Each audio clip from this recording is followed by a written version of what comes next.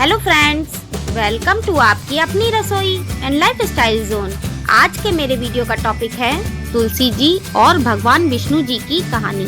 तुलसी जी की पूजा करते समय तुलसी जी और भगवान विष्णु जी की कहानी सुनना बहुत ही अच्छा माना जाता है। तो मुझे यकीन है कि मेरा ये आज का वीडियो आप लोगों के लिए बहुत ही यूजफुल होने वाला है, इसलिए आप लोग मेरा ये आज का वीडियो पूरा लास्ट तक देखिएगा और वीडियो पसंद आने पर वीडियो को लाइक और शेयर करना ना भूलिएगा।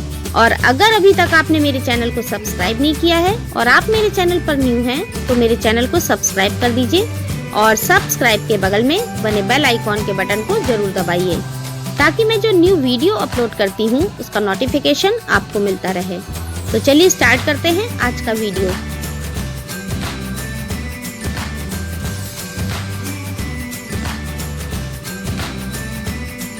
तो तुलसी जी और विष्णु जी की कहानी इस प्रकार है। सावर्णी मुनि की पुत्री तुलसी अपूर्व सुंदरी थी।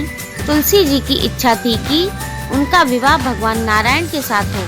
इसके लिए उन्होंने नारायण पर्वत की घाटी में स्थित बद्री वन में घोर तपस्या की। दीर्घ काल तक तपस्या के उपरांत ब्रह्मा जी ने प्रसन्न होकर दर्शन दिया और वर मांगने को कहा। तुलसी ने कहा, सृष्टिकर्ता ब्रह्मा देव, आप अंतर्यामी हैं, सबके मन की बात जानते हैं, फिर भी मैं अपनी इच्छा बताती हूँ। मैं चाहती हूँ कि भगवान श्री नारायण मुझे पति रूप में मिले।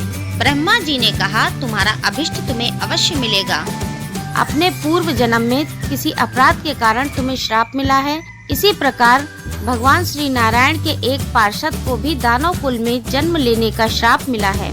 दानव कुल में जन्म लेने के बाद भी उसमें नारायण का अंश विद्यमान रहेगा। इसलिए इस जन्म में पूर्व जन्म के पाप के शमन के लिए संपूर्ण नारायण तो नहीं, नारायण के अंश से युक्त दानव कुल में जन्मे उस श्राप ग्रस्त पार्षद से तुम्हारा विवाह होगा।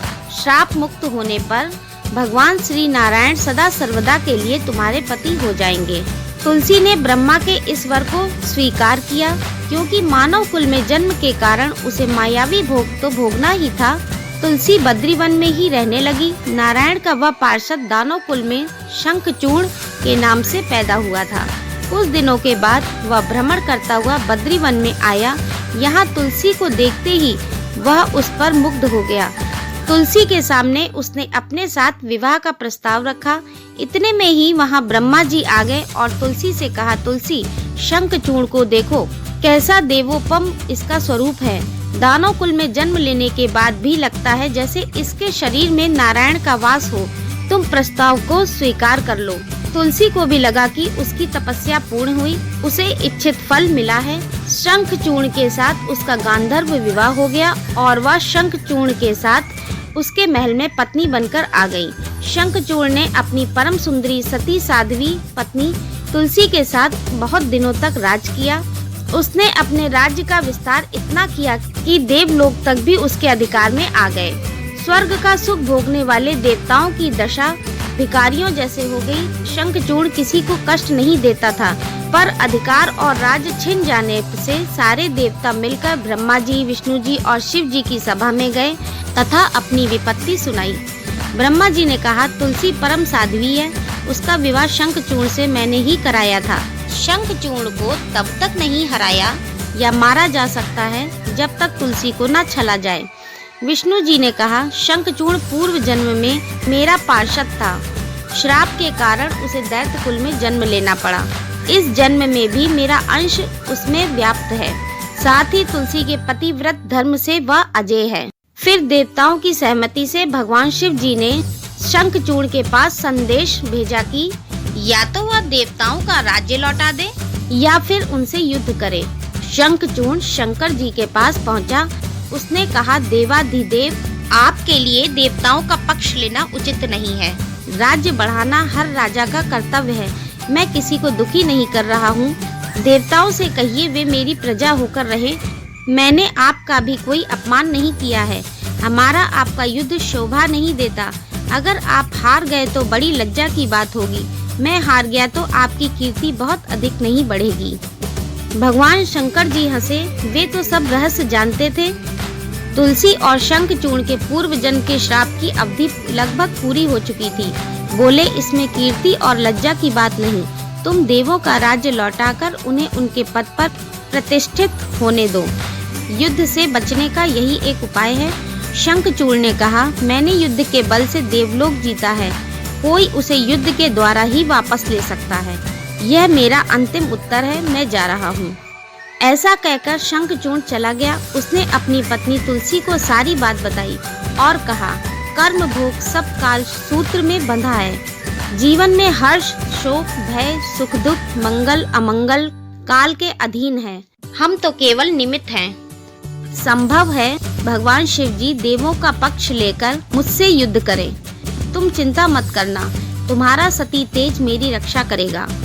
दूसरे दिन भगवान शंकर जी के नेतृत्व में देवताओं ने युद्ध छेड़ दिया। शंखचूड़ ने बाणों की वर्षा कर उनका वेग रोका। उसके प्रहार से देवता डगमगाने लगे। उसने दानवी शक्ति का प्रयोग कर मायावी युद्ध आरंभ किया। युद्ध स्थल पर वह किसी को दिखाई नहीं देता था, पर उसके अस्त्र शस्त्र प्रहार कर देवों को घायल कर रहे थे। देवगण अपने अस्त्र चलाएं तो किस पर चलाएं, क्योंकि कोई शत्रु सामने था ही नहीं।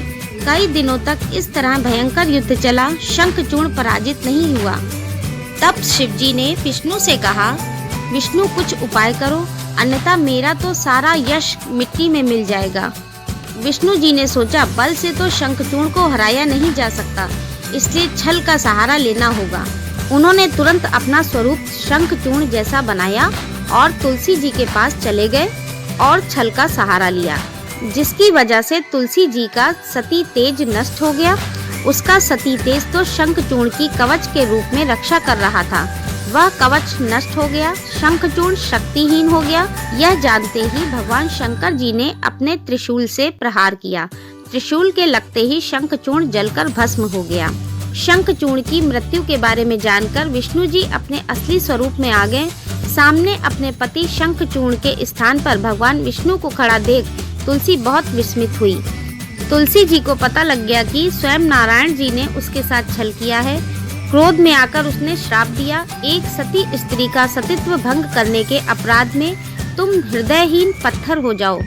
विष्णु जी ने तुलसी के श्राप को शिरोधार्य कर कहा, देवी तुम्हारे तथा शंखचूड़ के कल्याण के लिए मुझे ऐसा करना पड़ा। तुम दोनों को श्राप मुक्त करना था। तुम भी अब शरीर त्याग कर तुलसी बिरवा के रूप में जन्म लोगी और मेरी पूजा तुलसी दल से होगी। मैं शालीग्राम पत्थर बनूंगा। मेरे शीश पर तुम आदर से विराजमान होगी। तुम्हारे पति की हड्डियों के चूर्ण से शंख की उत्पत्ति होगी। उस शंख ध्वनि से देवताओं तथा मेरी पूजा आराधना होगी। जहाँ शंख ध्वनि होगी वहाँ मंगलमय मैं विराजमान रहूंगा। तुमने पूर्व जन्म में बद्रीवन में मुझे पाने के लिए बड़ी तपस्या की थी। अब अगले जन्म में मैं नारायण प्रस्तर के रूप में बद्रीनाथ वन में स्थापित होऊंगा और मेरी पूजा अर्चना फल फूल से ना होकर तुम्हारे तुलसी दल से होगी। मेरे शीश पर विराजमान होकर तुम मुझसे भी ऊंचा पद प्राप्त करोगी। तो ये थी श्री तुलसी और श्री विष्णु जी की कहानी, जिसको सुनने से सभी मनोकामनाएं पूरी होती हैं और घर में धन वैभव आता है। आप लोगों ने मेरा आज का वीडियो देखा। आपको मेरा आज का वीडियो कैसा लगा मुझे कमेंट बॉक्स में कमेंट करके जरूर बताइएगा। और अगर हमेशा की तरह आपको मेरा वीडियो पसंद आता है तो वीडियो को लाइक करिए, कमेंट्स करिए और मेरे चैनल को सब्सक्राइब करना ना भूलिएगा।